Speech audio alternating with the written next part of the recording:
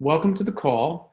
My purpose tonight for this call is to really give you more information about the retreat that Amara and I are doing on Maui in July.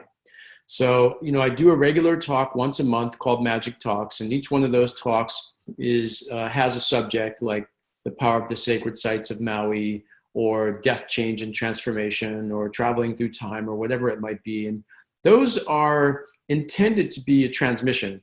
I may talk about the retreats, I may tell stories from the retreats, but the purpose is more to actually transmit a healing and awakening energy to you, to transmit the energy of the sacred sites themselves so that you can benefit in a direct way. This call is a follow-up to those calls in which the purpose is more to actually educate you on the retreats and give you some of the details and the logistics and how they work and all of that sort of thing, so that if you're considering coming on a retreat, you've got some of your questions answered. So I'm probably going to spend about 30 minutes, maybe 40 minutes telling you some of that stuff, and then I'm going to open it up to questions to see if you have specific questions. These calls are always a smaller number of people. It's usually just a handful of 3 or 4 people when I do them, and it's nice and intimate. It enables me to open up and have direct communication with you and answer your questions. And we have the benefit tonight to have at least one participant from a prior retreat who's on the call, which we often have. And she said that she's willing to share experiences or answer questions as well, which is really great.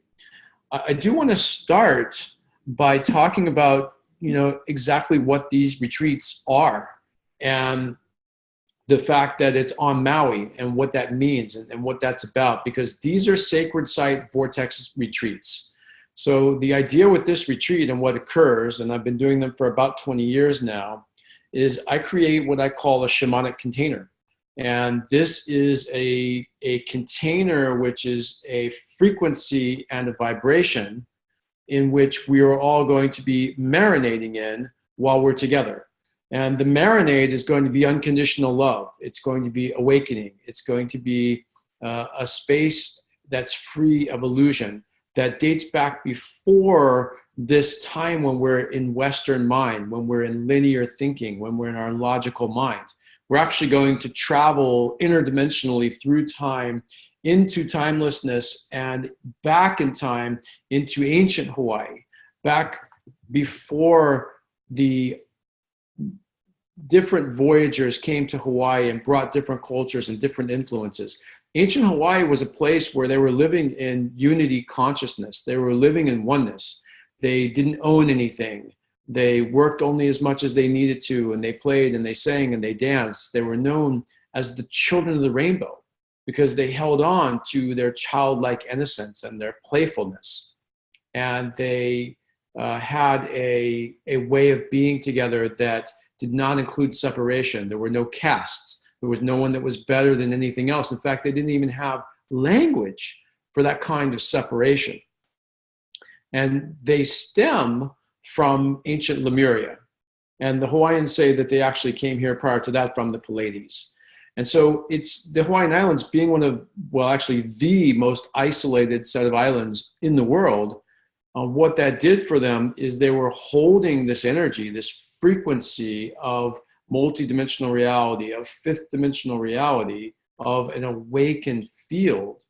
And that field didn't get disturbed much by outside influence. There wasn't Marco Polo coming through and bringing other cultures until around 300 to 700 AD, depending on who you ask, was the first time that Polynesian culture started coming into Hawaii. And then again in 1100 AD is when there was a major influence which started to bring Western ways, or at least separation, into Hawaii. So you've got this pure, incredible culture in which the most important word in the culture is aloha.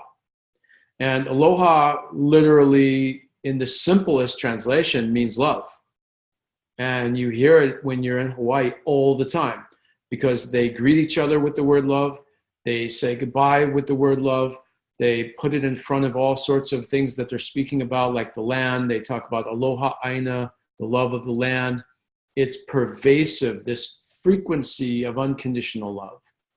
So within that, what we're going to do is each day I'm transmitting this frequency and I'm generating it, and I'm creating that field for you to be in. And then every single day, or almost every day on the retreat, we're going to go out to these sacred sites. We're going to go out to these powerful, very specific and unique vortexes.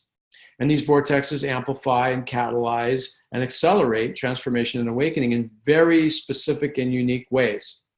And every time we go to them, people are going to have mystical experiences, cathartic experiences, epiphanies, ahas, revelations, light body activations, downloads, all sorts of changes. And that energy, as it's percolating with people and they're recovering and integrating it and sharing about it, is going to start to build the container stronger and stronger. And each day when myself and Amara are giving teachings and transmissions, it's going to get thicker and stronger. We're never going to leave that container. We're not going to go to the store. We're not going to go out into Western civilization.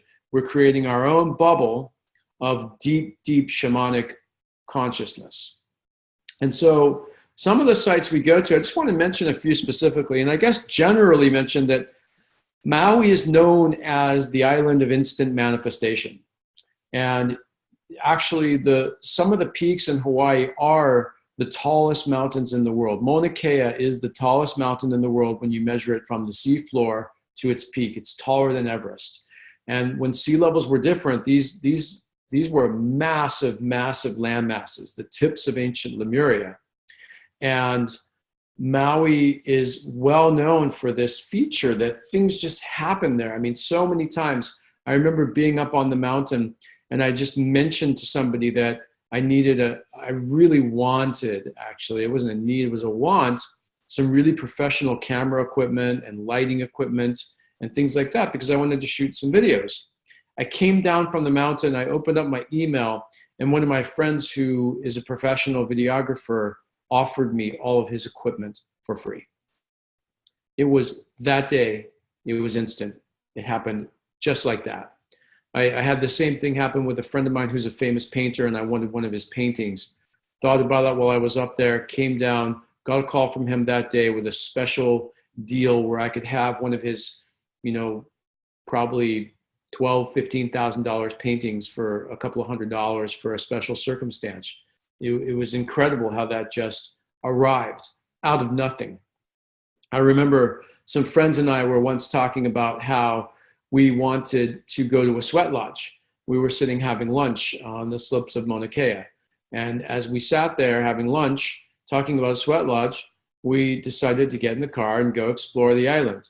And as we were exploring, we were playing around with something that also occurs during these retreats, which is I have no schedule, I have no agenda. Amar and I are not going to have any particular idea about what we're going to do. There literally is no schedule. So we don't know when the teaching is going to happen, when we're going to go to a sacred site, what sacred site we're going to go to, even when we're going to eat. All of that is going to unfold organically in the moment based on who and what is present in the moment. So that's the way we're going to lead. And that's also the way we're going to invite all the participants to participate.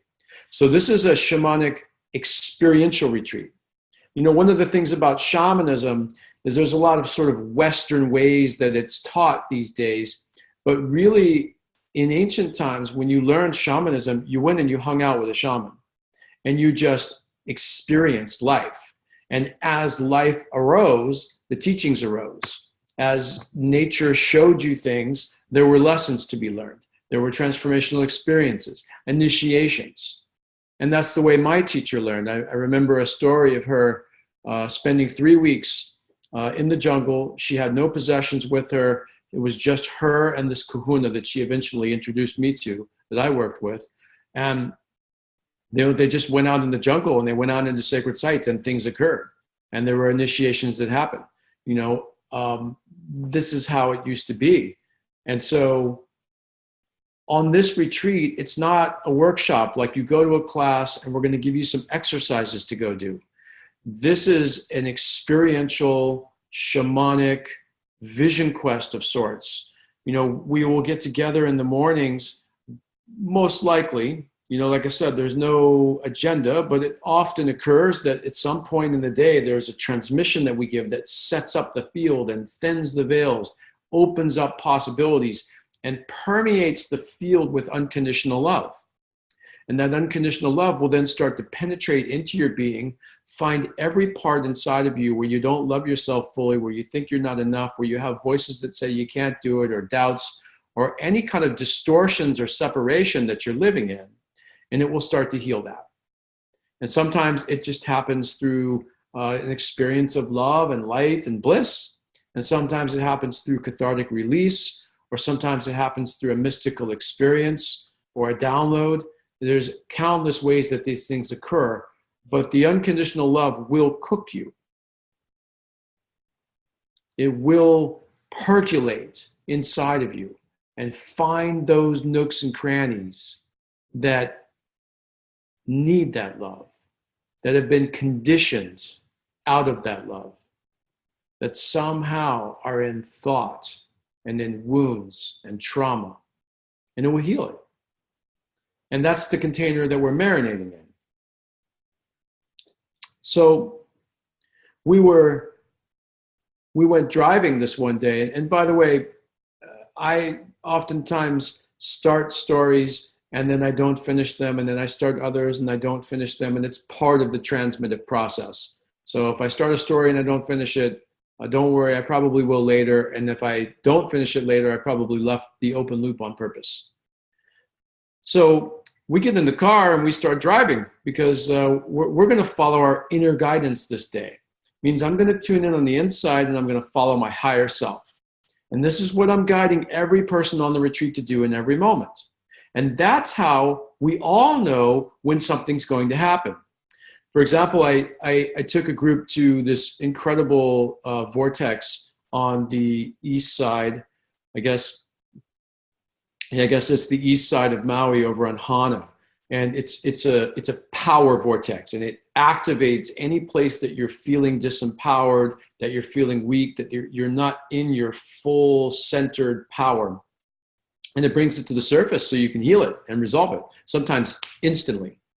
And we're in that sacred site, and I said to the people, it's a very big place. So I had a talk, I gave a transmission, I told about the history of the site, what it does, how it works, and I told many stories that opened up the possibilities and thinned the veils for the participants, and transmitted whatever was needed in that moment for who and what was there to pop them into a place that they needed to be in. And then I invited them to go and spend time directly on their own in the site. And this is what we do. We go out to the site, I'll have a talk, and then you're going to have a chance every day to have your own individual, intimate time in this power site on your own, doing your own personal walkabout, following your guidance. That's the key. And that's what you will learn. I guarantee you that by the end of this retreat, you will have a deeper, stronger, more profound, more tangible, more crystallized, and far more easier connection with your inner guidance than you've ever had before, whether you're already at some level of mastery around it or not. Because I've had many people, I've had inner guidance and intuition teachers on the retreat. And so they're some of the ones that sing the greatest praises about the results from the deepening that happens when you're actually practicing it for a week and there aren't consequences like you're not trying to decide if you're getting a divorce or you're going to quit your job. You're actually just deciding which fork in the trail you're going to take, and they're all okay. But things happen to show you when you were following your guidance and when you were off. I remember I was walking through EL Valley one time, this powerful sacred site that resonates the frequency of higher self and also death. It's a place that every time I go there, spirit speaks directly to me and I get answers. When I had a very difficult physical challenge one time, I just went and sat by the stream there. No doctors, no holistic doctors or allopathic doctors or anybody had any answers for me. There's actually no research conclusively on the subject of what I had or how to heal it. And I went and I sat by the stream one day, and basically the stream spoke to me. And it gave me exercises and told me what to do to heal myself. And it worked. So this is the kind of connection. We all have a connection with our inner guidance that is a very specific and unique way that we get guidance. And I'll be teaching how you can find that in yourself. So you can recognize your inner guidance and know it like the back of your hand. And it will never evade you again. And you can call upon it anytime, anywhere, in any place. So you can always be at the right time, at the right place, doing the right thing. It's very powerful and potent. And you're going to learn this in addition to me teaching it to you, but by practicing it. You will find out. I'll never forget, I took this woman to EL Valley, and she said, well, I already know my guidance. And I said, we were doing a one-on-one custom retreat. And I said, okay, you know your guidance, great, you lead. Well, suddenly she didn't quite know her guidance as well as she thought she did. And all day I asked her to lead us to different places. And, I asked her to lead us to a spot to have lunch. And she ended up leading us in a spot where there was a family on either side of us, and they started throwing things over us and splashing each other, and we were getting wet and yelling at each other. And it was a very distracted place for us to be. So we moved. Then she took us to this huge rock to sit on that was right in the middle of the trail. And so as we tried to eat there, groups of people would come by and we'd have to get up. But she still was in the illusion that she was deeply connected to her guidance. Then I said, okay, take us out of this area that we were in. And she took us right to a cliff wall with no exit. And then she turned to me and she said, Magic, this thing about inner guidance that you're really teaching it, and it's experiential and it's real, like you're not messing around. Like this is real, isn't it? And I said, yes, it's real. And you could actually get an incredibly potent and tangible connection to it right now through the mistakes that you actually made today. And I taught her how to go back and see each one of those moments, what she was following that wasn't guidance, and then how to find that guidance and follow it. It's incredibly powerful. So I was following guidance this day with my friends after we'd been sitting around having lunch and wondering about a sweat lodge. And the next thing you know, I just heard pull over. And I saw nothing around, no reason to pull over, but we pulled over and we just went hiking through the forest. And we stumbled upon, I say stumbled, we were following our guidance, so I wasn't exactly stumbling, a area where there was steam coming out of the ground from the active volcano. And it was really, really beautiful. And then I saw this hole at the bottom of one of these boulders, this huge sort of hill. And I said, we need to crawl under that. And we crawled under it. And lo and behold, somebody had built a bench in this hollowed out hill where steam was coming up from the volcano into this area we were in. And we were in a sweat lodge. And it was probably an hour after we talked about it, having no idea that we were going to discover one, or even we were seeking one. That's the power of the instant manifestation that these islands hold, and particularly Maui. We're going to go to birthing sites. There's a birthing site that I took a woman to once that she was so wounded and in so much pain. And this is not the norm on retreats. Most people coming on retreats are actually quite empowered and successful in some ways in their life, but we get a mix of everybody at times. And this lady was really struggling. She was depressed. She'd had a really, really difficult childhood and history, and she thought about suicide. And she really came on the retreat as a last resort. And we went into this birthing site, and in the site, and I can't go into all the details now because we don't have time, but she had this incredible shamanic experience that woke her up to her true purpose here on the planet, which often happens for people. They get woken up to their true purpose. And she came out of this place skipping and dancing and singing like a little girl again, and had this exuberance and joy for life, and knew exactly what she was here to do, and then took off and went back to her life and did it, and has been thrilled and happy ever since. And there's a lot of very similar experiences to that one with this birthing site. It is a place where we can actually be reborn in an instant, brand new. Whatever your history has been is actually irrelevant in these sites. because anything and everything is possible. There are death sites we can go. You know, I don't know which one of these sites we'll go to, by the way. I'm just naming some of the sites that we often go to because I never know what we're going to do till we're doing it. But we often go to death sites. We often go to healing sites. We often go to instant manifestation sites, authentic self-expression. There's even a teleportation site on Maui that we often go to. There's a number of places we go that literally rearrange people. And over and over and over again, they come with something. They come one way. They come with certain challenges or certain goals, and they get it. And it's often instantaneously. I took a woman who was an alcoholic and had struggled for 30 years with her alcoholism into this healing site, this ancient temple that sits up on a hill overlooking the ocean on Maui. And she walked in there and she didn't even know what happened. She just walked in there and meditated. And then she came out and she never had another craving for alcohol again.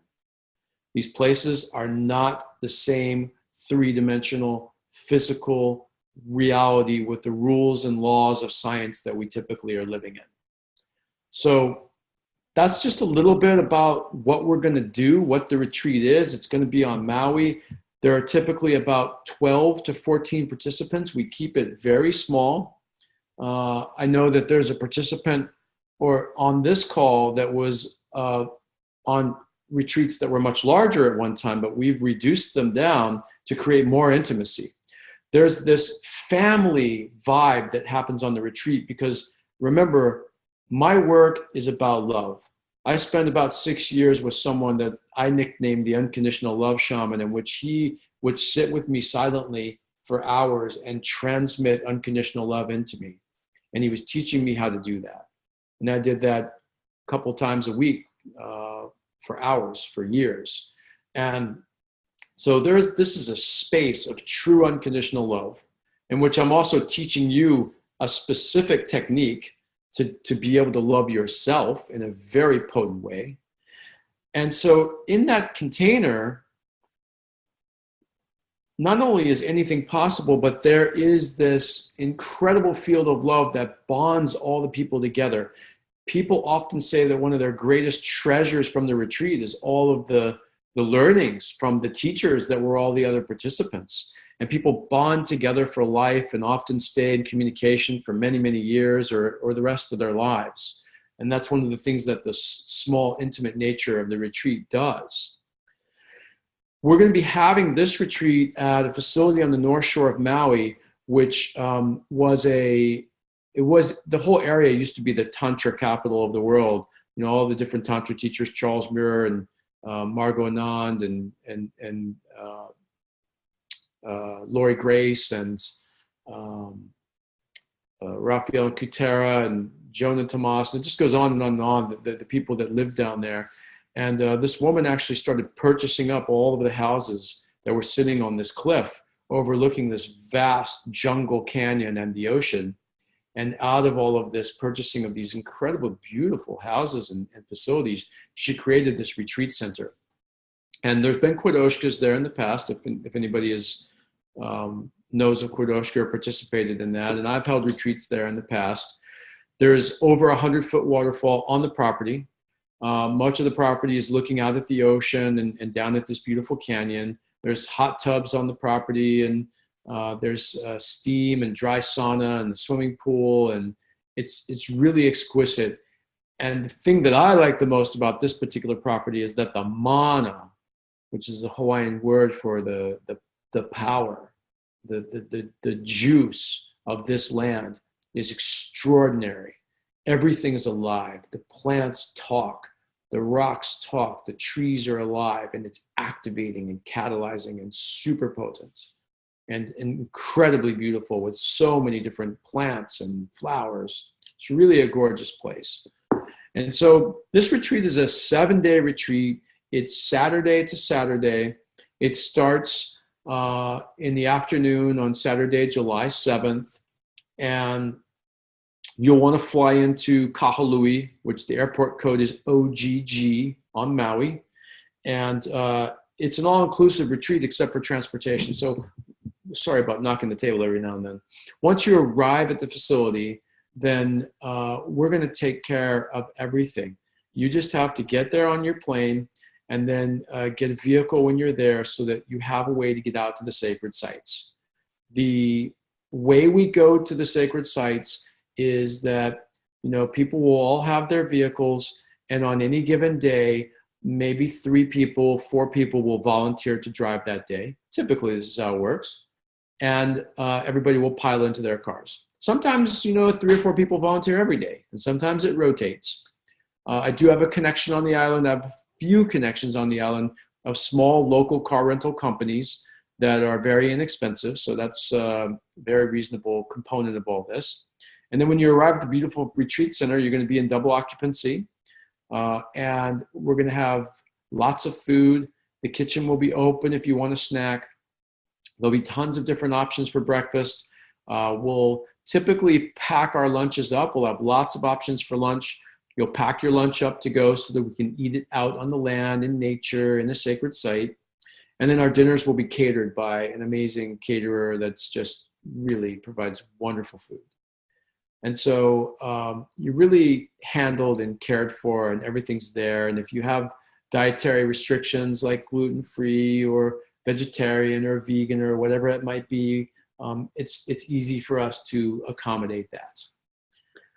The other thing is that while we're going to go out to sacred sites a lot, and you're going to have this time to yourself to go out and follow your guidance and find what the site has for you, there's also going to be time to relax and integrate back at the retreat center, because these sites are incredibly activating, incredibly potent, and you need recovery time. You need integration time to go back and actually just be. And actually, some of people's greatest lessons are back at the retreat center.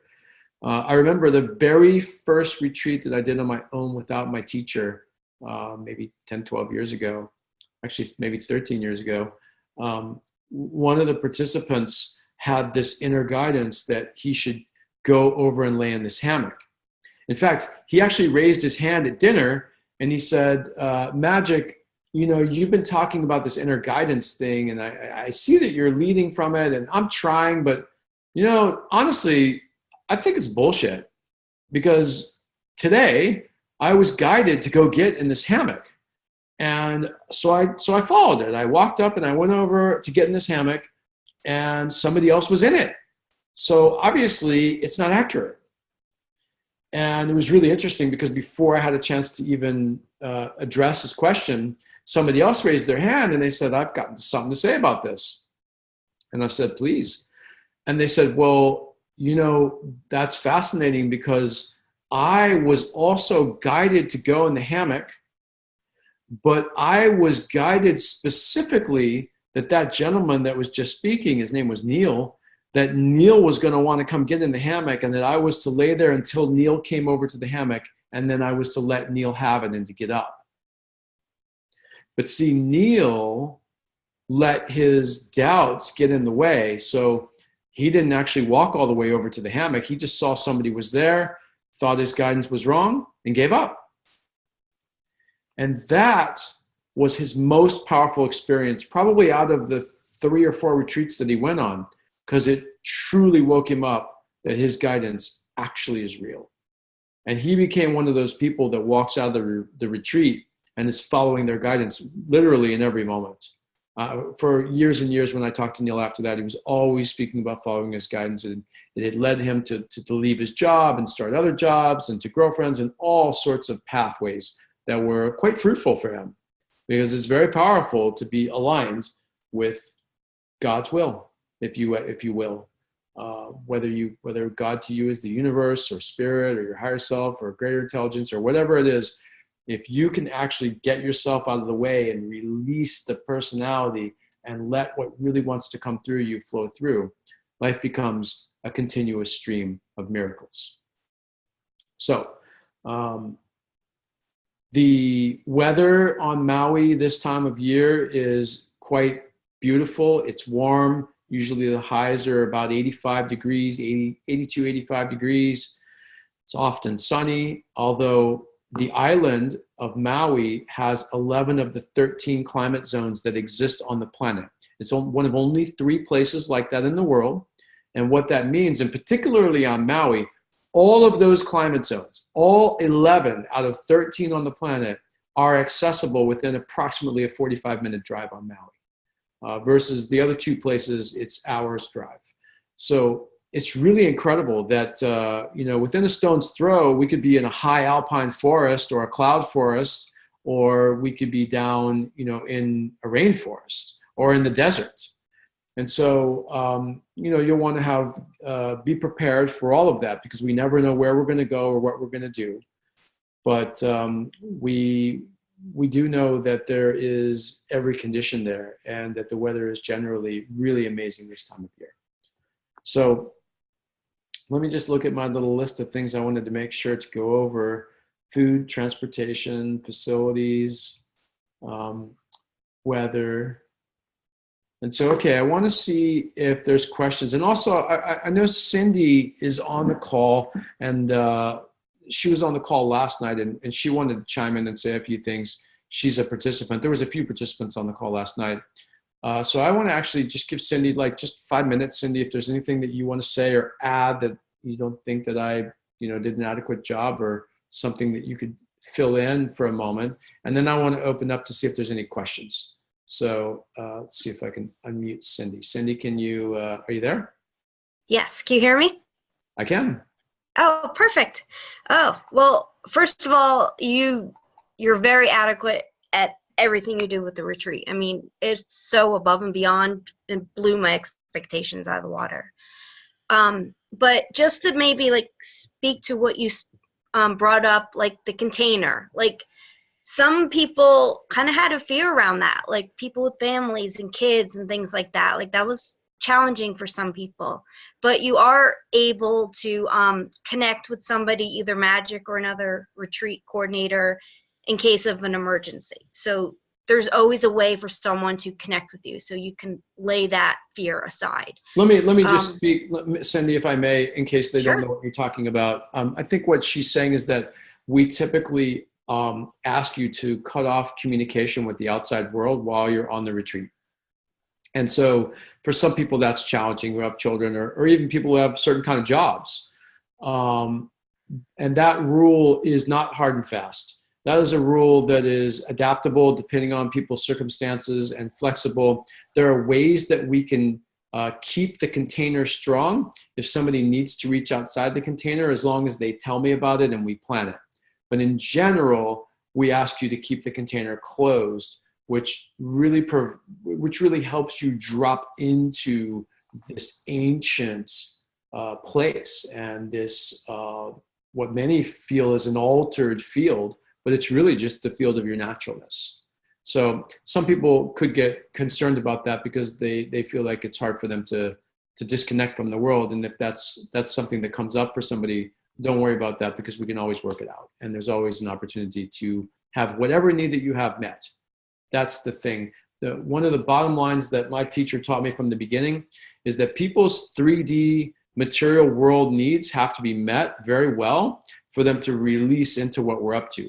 So we always have amazing accommodations, amazing food, and whatever special request or needs somebody has, we always fill, because otherwise they're going to be distracted. They're not going to be able to really drop into the deeper level. So thank you, Cindy. Yeah, exactly. That's exactly I had my own special needs, and all you do is talk to Magic beforehand, and he does what he does and makes it happen, and everybody's comfortable. So they are able to then be more vulnerable and really go there and get so much more out of it. It made such a difference doing that, and it turned out to be a relief, because you don't realize how much you need that until you actually do that. And you're like, wow, okay, I can last 7 days, and it was so much better. And the container is just, you speak of this bubble, but you're having experiences with the people around you, and they start to integrate and bounce off each other, and you're having them with them, and you don't even realize it. You come together for dinner at the end of the day, and everyone's speaking about it, and it turns out to be a story that people are having either together or parallel. It's so magical, and it's so amazing. And go with an open mind. Like, I went with a pretty open mind, which I thought, I've been on this path and so forth. But when you get there and you really set your ego aside, it makes all the difference, because all these people are having mystical experiences and talking to trees and doing all this, and I wasn't having that, and I was starting to get a little angry. I'm like, well, why can't you? What am I doing wrong? What's going on? But once I let that go, my ego, I was able to receive what I needed to. I was able to learn what I needed to. And then later that came to me because I wasn't ready for it. I'm still receiving things because of my retreat a couple of years ago.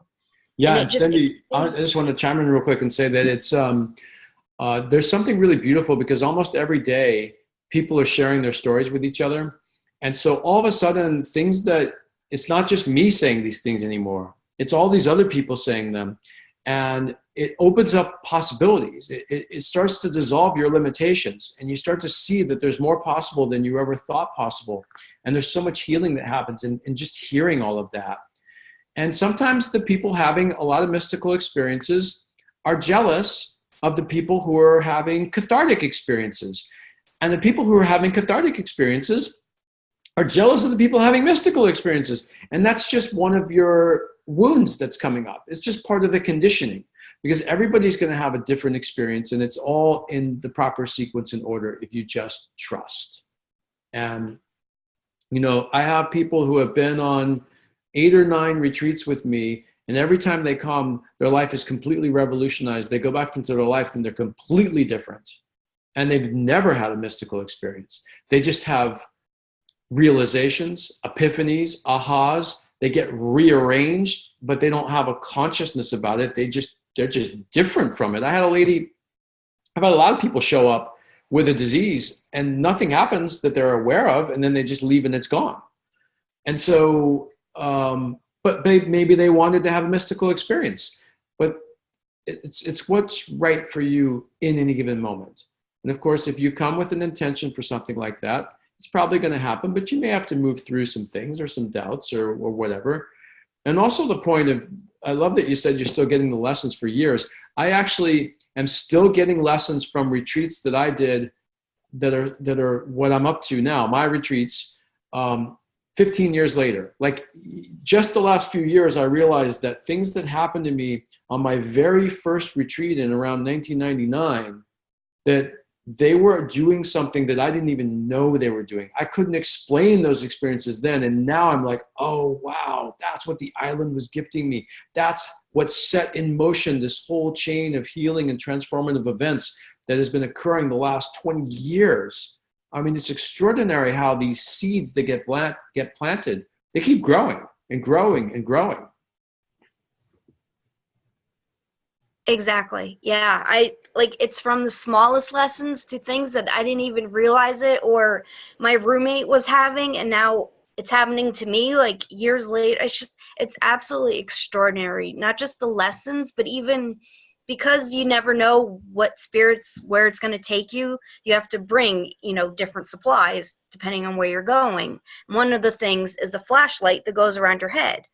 And due to the power outages that we had with all these snowstorms, I got mine out 2 weeks ago. And I'm like, here's my headed flashlight. And it reminded me of magic in my retreat all over again. And then now here you are talking about these retreats. I mean, synchronicities just happen. And because the container is so strong and the bonds, the people that are meant to go. And you start to like one day I forgot to bring my lunch. I was like, oh, I didn't know I was supposed to pack it. Well, the person next to me, for some reason, had 2 that they made extra. So whatever you may not have, believe me, someone in the group will have, or the island will provide it. Those kinds of synchronicities just happen like every moment, it feels like. And there's just this magic in the air where people start to realize that everything is connected and that there isn't any separation, and you think it and it occurs, and that there's just this interweaving tapestry of all of creation that you start to realize you're a part of, and that miracles are happening every second, and they start to become commonplace by the end of the retreat, and the people are just completely rearranged. It's like nothing else I've ever seen before. It's not some kind of workshop or retreat where you go in and you have some kind of powerful change, and then you hold a little bit of it, and maybe you had a few ahas and epiphanies and you're a little bit different and you feel more relaxed, and then back in your world a few months later, not much is different.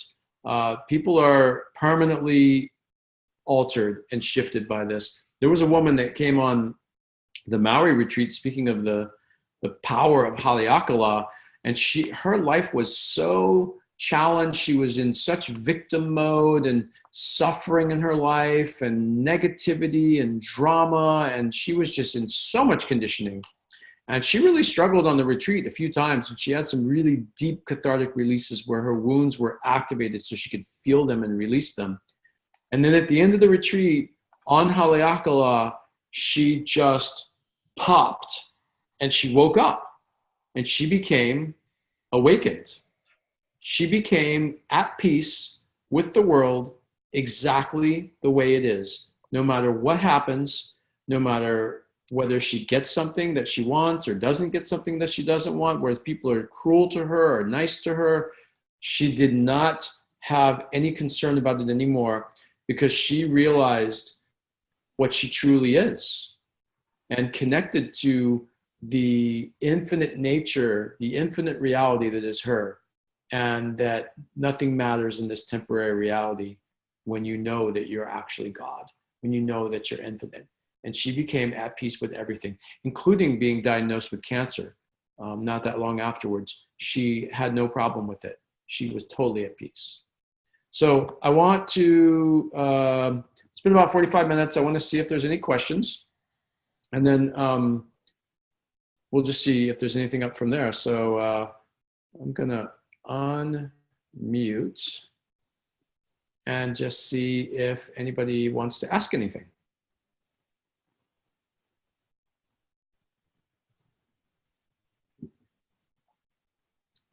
Any thoughts, any questions? If I may say one more thing about the integration. Sure. Thankfully, because I live on the East Coast and I was going all the way out to Maui, I decided to rent, find a condo on the vacation rentals, and you can get some really, really cheap, because I wanted some time before I went back to the TikTok of my real life world. And I'm really, really glad I did, because it gave me the time to then integrate all the magical stuff that was happening and let it keep happening while I was still on the beautiful island of Maui. So a lot of people wanted to stay with me, and before the retreat, I would have said yes. But I was able to learn through Magic's teachings. I had the courage to say no, and I'm glad I did. So you actually do, you gain a lot, but the integration is really, really important afterwards. Thanks, Sydney. Okay, I see a question in the chat feed here that says, what's the reasoning behind not arriving early at Haleakua or staying afterwards? That's question number one. And then question number two is the container that you spoke to set up in the quantum? I'll answer the first one first, and then the second one, I'm not quite sure I understand the question, so maybe you could send it again in different language and I'll see if I can get it. So there actually is no reasoning behind not coming early or staying late. Like, actually, my suggestion always is that if you have the extra time and you have the extra money, that you should actually come early and stay late, if that's possible for you. Back when I was going on retreats with my teachers in the 90s and then into the early 2000s, I always came, at least a day or two early, and if I could, 3 days early, and I stayed 3 days afterwards. In Hawaiian numerology, a 3 is a seal. It brings things into form and seals them. And so for me, I wanted to arrive on the island, and I wanted to really drop into the energy field. The energy of Hawaii is very different than anywhere else. It's quite closer to timelessness than just about anywhere else that I've experienced. And the field is palpable. The multidimensional field is palpable, and it's very different. And adapting to navigating in that was something that I wanted to do for a few days before the retreat, so that I could, in a sense, hit the ground running, or maybe hit the ground going slower, depending on how you look at it. And so that was really useful for me, and I loved it. And then afterwards, I wanted to stay maybe, 2, 3 days afterwards and have a chance before I went back to work, before I went back to my family, before I went back to my life. I really wanted to just be and integrate what had occurred, and be still and feel and sense and allow it to just sort of percolate and do its thing before I jumped back into other activities, especially left brain activities. And I love that, and I found it very useful. Some people don't have that luxury. In fact, most people don't have that luxury. So I would say 80% of the participants on my retreats arrive the day the retreat starts, Saturday, and they leave the day that the retreat ends, Saturday. And that's just because they need to get back to work, or their families, or they have money constraints around that. And they have just as incredible and transformational experiences. So it's a luxury, but it's one that I appreciate and recommend when possible. In terms of, if your question was specifically about Haleakua, which is, Haleakua is the name of the facility that we'll be staying at. Certainly you could arrive there early and you could stay afterwards. That would need to be a direct relationship with Haleakua, that you could call them and set that up. And that's kind of a personal preference thing as to whether you want to be at the facility where the retreat was located. Personally, when I've done retreats, when the container closes, you can feel it. It's a very, very distinct feeling that happens when the container closes and you're on your own. And for me, when everybody left the retreat facility and it was just me left there, there was something about that I didn't enjoy as much as if I went to a new and different place. So that's just a personal preference. Hopefully I answered that question for you. The second question, I haven't seen a reply back to sort of clarify what exactly you mean by the question about is it in the quantum? If you could give me just maybe a rephrasing of that, I could try to answer it. The container, I'll talk a little bit about the container, and then see if that answers your question. And then if not, maybe you could type something there, or you're welcome to speak. I've got everybody unmuted. The container is something all of the teachers, I'll tell you a couple of different things about it. So my teachers, from the time that I discovered my first teacher, some of them would teach left brain. They would teach you, if you do this, this, and this, you can create that. If you want to be invisible, which invisibility is very possible, this is what you do. I mean, I never forget, I went to a party and my teacher was there. But I walked into the party and I looked in the back of the room, and there was my friend Peter sitting in the back of the room by himself. And there was a big party going on with like 100 people there. And so I was like, oh, cool, Peter's back there by himself. I'll go sit and talk to him. So I went and sat down next to him, and he had his back to me and appeared to be ignoring me. So I leaned over and kind of tapped on him and said, hey, Peter, how's it going? And he said, hey, I'm talking to such and such. So, I'd love to talk to you, but I'm in the middle of a conversation. And I looked over, and there was my teacher sitting there talking to him. She was completely invisible. I did not see her when I walked up because she was invisible. I was on a retreat, a private retreat with a family once. And I guess she was probably 12 or 13, this girl. We went to this teleportation site on Maui, which is a very powerful site. And she said, I don't think I want to go into the site. Oh, no, it was a different site. It was actually a sexual healing site. So she said, I don't really feel like going into this site. And I said, okay, that's great. Well, your parents and your sister are going to go in, and I'll just hang out here with you. And then she said, no, I think I want to stay alone. Oh, I know. Okay, I got to back up. Now I know why I've got these stories confused. So first we went to the teleportation site. She said she didn't want to go in. I hung back with her, and she said, will you teach me something mystical and shamanic. And we talked about it a bit, and we came up with, I taught her how to be invisible. Then we went to this sexual healing site, and she said, I don't feel like going into this site either. And so she waited in the car, and I went up and climbed this huge hill that overlooks the entire south shore of Maui. And it's very potent. It's a cinder cone. It's a volcanic cinder cone with a puka in the middle that we dropped into, the parents and the sister and I. And as we were walking back across from that hole in the earth there, this huge giant chasm on a like several hundred yards away, walking along another cliff edge, we all saw what looked like this giant Sasquatch. Looked like it was like an 8-foot tall giant being, walking along the ridge there. And none of us had good enough eyes to be able to see who it was, but it was just, we all were like, my God, look at that giant. What the heck? That is so strange. And we all talked about it. And then we looked back over and it was gone. And there's nowhere it could have gone because there was a cliff edge on either side of the ridge it was walking on. And when we got back to the car, the young 12, 13-year-old daughter said, hey, did you guys see me up there? Did you see me making myself huge and then making myself invisible? And we're like, yeah, we did. It was incredible, very potent. I used to practice it a lot. It's even saved my life. So invisibility is very powerful and something that can be created.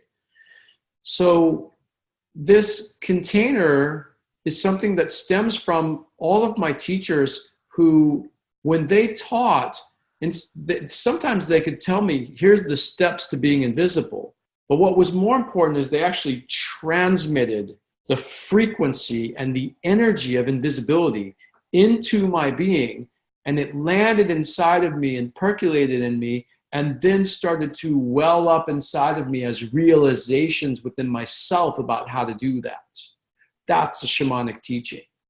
And it's so much more potent than here's how you do it, 1, 2, 3. And the here's how you do it, 1, 2, 3 can be quite useful as well. But when you're teaching something like invisibility, you really need that transmission as well. So all my teachers, a number of kahuna and shaman and the unconditional love shaman, all taught through the transmission of what they're teaching about. And that's what the container is. It's a transmission of the teachings. It's a transmission of awakening. It's a transmission of unconditional love. And you can feel it. It's palpable. Is it in quantum physics? Is it a quantum field? Yes. I will never purport to be a scientist or be able to explain any of what I do scientifically. In fact, it's counter or contraindicated for what I do. It's not my bailiwick. It's not my kuleana. And many times when people ask me, well, how do you explain this? I will say, I have no idea. I don't explain how it is. I just do it. I just emanate it. Now, if you've ever been in a deer tribe ceremony, which, Amara is part of that organization, they have pipe ceremonies. And with their intentionality and their conjuring and calling in certain spirits and certain dimensional realities and playing those pipes with that powerful intention, it is incredibly palpable, the energy shift that happens and the container that gets created. And one can feel it. It's a field. At the Monroe Institute, Rupert Murdoch used to talk about how when enough people believe something, it becomes a reality. It's called a morphogenetic field. And so how that works or what that is, I don't know, but it's the same kind of idea. It's a field that gets created, and it is very palpable. And I think you could ask probably anybody that's been on a retreat with me, although I hate to say that, so let's just say 9 out of 10 people, and they would tell you that there is a very palpable field, a very palpable container. And at the end of the retreat, it can be a little challenging sometimes when it ends. And I typically give a 2-3 hour talk on the last day about how to come out of that container, because it's shocking when you come out of a container of awakening, of unconditional love, and you step out into a field that's totally conditioned. and that's living in that conditioning. I don't know, Cindy, did you ever have do you have any experiences with the container that you could reflect that might bring some, an answer to that question that she asked? I'm trying to think. I just, at And you don't first it need to sounded, force it if you don't. If you just had something, that was really there. no, not really. But at first, and I've heard from others, it was a little, jolting at first. Like, what do you mean I can't be in touch with other people or even on the island? Like, I didn't quite understand it. But then once you're in it for a day, you get it. And then once you're in it for a few days, you really get it, and you don't want to come out of it. So you had a palpable experience of the container. You could feel it. Oh, absolutely. There's no doubt. And I've been on other retreats before and after that, and it made all the difference in the world. Yeah, and that's another thing is that, God, I have people that come on my retreats who are retreat junkies who have been on, hundreds of retreats with hundreds of other people. And just about every time, the experience that they have on my retreat is so much more potent. And they have so much more transformation and change. And it has to do with this container, but it also has to do with these sacred sites and the specific way that I work. So it's quite a different and unusual experience. Yeah, but it works. And you do have to kind of let go of other retreats if you've been on them. And like I said before, your expectations, and just let it happen. Like, it'll be uncomfortable because, you're doing something different. It's not your norm of how you're doing things, but you just gain so much out of it. And you learn a lot while you're there. And you don't even realize how much, honestly, years later, things are downloading and coming through, because it comes through when divine timing is ready for me. So, yeah, so even on the retreat, or when you're done, you might be like, yeah, that was phenomenal, but then it just keeps going and going and going. Yeah. Well, I want to bring the call to a close. We've been on for an hour now. One thing that I will offer is, Amara and I both have a very busy schedule over the next couple of months. I've got private retreats that I'm leading almost every day in the foreseeable future, and she's traveling right now, so she couldn't be on the call. So while the retreat is filling up, we'd like to fill it up faster, because we're not going to be so available soon. So we decided to offer, if anybody signs up for the retreat right now, or they sign up in the next 24 hours, that we would offer them a private session, a 1 hour private session with either Amara or myself, to work on anything they'd like to work on. We both do shamanic coaching. We both do all of the work that we're doing on these retreats on the phone or on Skype. We charge between $200 and $500 for a session for that. And if you sign up in the next 24 hours, you get that. In addition to, there is an early bird special, an early bird discount that saves you $750 if you sign up. That one's before the end of this month. So you combine those two, and it's about $1,000 of savings. So please email, touch base if you're interested in that. And thank you so much for being on the call. I really appreciate it.